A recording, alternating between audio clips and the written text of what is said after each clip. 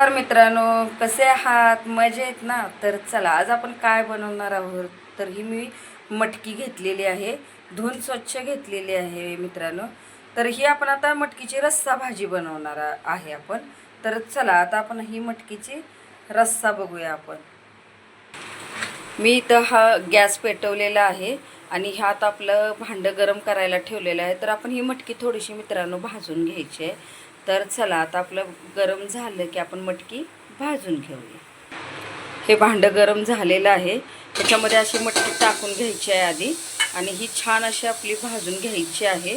तर चला आपण आता ही थोडीशी हलवून भाजून घेऊया. पिलटीत काढून घेतली तरी धावते, म्हणजे तुम्हाला हे समजेल की मी कितपत ही भाजलेली आहे मटकी. तर एवढी थोडीशी भाजून घ्यायची आहे. तर चला आता आपण त्याच्यासाठी लागणारं साहित्य काढून घेऊया. तर मी आता इथं मित्रांनो हा कांदा घेतला आहे. जास्त काय रस्सा भाजीला हे लागत नाही आहे सामान.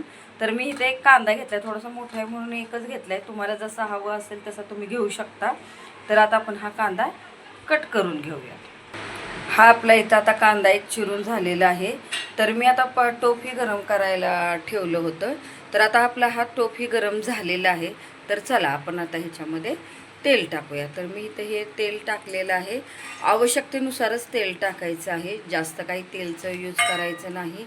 सध्या उन्हाळ्याचे दिवस आहेत, तेलकट जरा खाणं कमी करायचं आणि थोडंसं थंड प्यायचं आहे मित्रांनो. तर मी माझ्या रेसिपीमध्ये तुम्हाला थंडही दाखवतेच आहे. तर चला आता आपला हा तेल गरम होऊ द्यात आणि नंतर आपण कांदा भाजायला टाकूया. हे आपलं तेल गरम झालेलं आहे. तर चला आपण आधी थोडीशी जिऱ्याची फोडणी देऊया. मी इथं हे जिरं टाकलेलं आहेत. तर चला आता आपली जिऱ्याची फोडणी बसली पाहिजे आहे. हे आपले जिरे बघा आता छान भाजायला लागलेले आहेत. तर आता आपण ह्याच्यामध्ये कांदा टाकणार आहोत. चला आपलं आता जिरं भाजलेले आहेत. आपण आता ह्याच्यामध्ये कांदा टाकूया.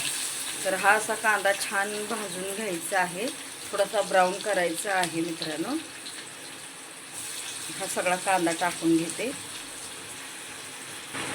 हा छान आपला आता कांदा भाजू द्यात. तो आता हे मी इथं मिक्सरचं भांडं घेतलेलं आहे, याच्यामध्येच मी कोथिंबीर टाकणार आहे.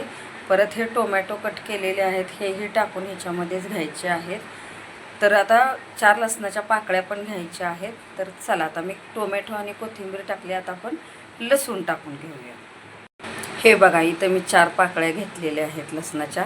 तर आता हे मिक्सरला फिरवून घेऊया मित्रांनो. तुम्हाला जर टोमॅटो कट करून टाकायचं असेल तर तुम्ही बारीक चिरूनही टाकू शकता, पण असं टाकल्याने खूप सुंदर टेस्ट येते. तुम्ही नंतर एकदा नक्की ट्राय करा.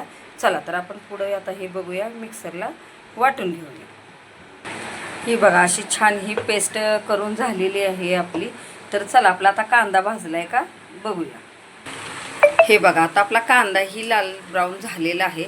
तर चला आपण आता ही जी ग्रेव्ही केली होती टोमॅटोची कोथिंबीरची, ही आपण आता ह्याच्यामध्ये टाकून घेऊयात. ही मी इथं आता ग्रेव्ही ओतलेली आहे. तर चला हिलाही आता छान आपण मिक्स करून घ्यायचं आहे आणि ह्याला छान मिक्स करून तेल सुटेपर्यंत भाजायचे आहे मित्रांनो ही. तर चला हे बघा मित्रांनो आता आपल्या ह्या ग्रेव्हीला तेल सुटायला लागलेलं आहे. तर ह्याच्यामध्ये आता आपण मसाले घालून घेऊया. ही थोडीशी हळद घेतली आहे, ही तर थोडीशी हळद टाकून घ्यायची. नंतर लाल तिखट घ्यायचं आहे. हे लाल तिखट मी 2 चमचे टाकणार आहे मित्रांनो. हे बघा मी 2 चमचे इथं टाकलेत. आणि आपला साताऱ्याचा आपला घाटी मसाला हाही तिखटाला मी टाकणार आहे मित्रांनो. तर मी हे एवढं तिखट इथं टाकलेलं आहे. आता हे छान आपण मिक्स करून घेऊया. आता मित्रांनो हे मिक्स करून तर घेतेच मी, ह्याला पण आपल्याला छान मिक्स करून घ्यायचं आहे आणि थोडंसं तेल सुटून द्यायचं आहे ह्याला पण. हे आपण मगाशी मित्रांनो मटकी भाजून घेतली का नाही, ही परत एकदा स्वच्छ पाण्याने धुवायची आहे, म्हणजे हिचा वास येत नाही उग्र. तर चला ही आपण भाजून घेऊया. आपले मसाल्याला तेल सुटते तोपर्यंत अशी छान ही परत एकदा धुवून घ्यायची आहे भाजून घेतल्यानंतर. चला धुवून घेऊया आपण आता ही आता मटकी स्वच्छ धुवून घेतलेली आहे मित्रांनो. तर चला आपल्या मसाल्याला आता तेल सुटले का बघून घेऊया. हे बघा मित्रांनो आपल्या मसाल्याला किती छान कलर आलेला आहे. तर चला आता ह्याच्यामध्ये आपण मटकी टाकून घेऊया.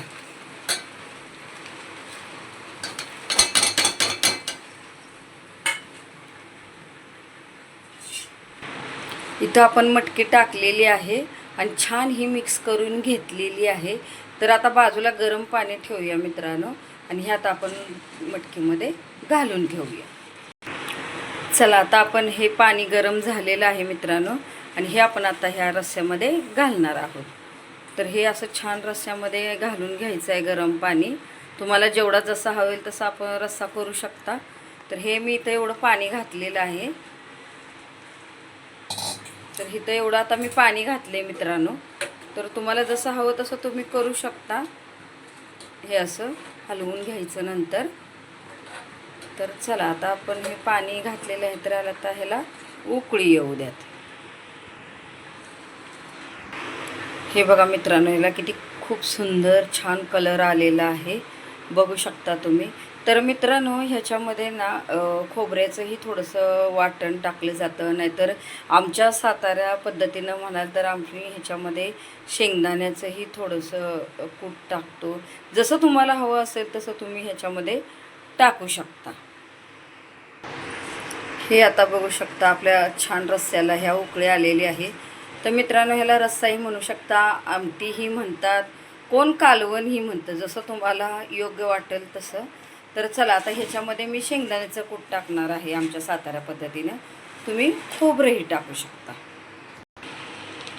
इथं मी हे 2 चमचे शेंगदाण्याचं कूट टाकणार आहे मित्रांनो. हे 2 चमचे मी आता इथे टाकलेले आहे. तर आता ही आपली आमटी एक 10 ते 15 मिनटात आपली मटकी शिजेल. तर तुम्हाला मित्रांनो माझी ही रेसिपी कशी वाटली ती मला नक्की कमेंट करा. आणि तुमच्या इकडं ह्या आमटीला काय म्हणतात, आमटी म्हणतात, कालवण म्हणतात की रस्सा म्हणतात, हे मला नक्की कमेंट करून सांगा मित्रांनो. आणि तुम्हाला माझी रेसिपी आवडली असेल तर प्लीज माझ्या यूट्यूब चॅनलला लाईक करा, शेअर करा, सबस्क्राईब करा आणि हो, इन्स्टा आय डीलाही जाऊन फॉलो करा मित्रांनो. बाय.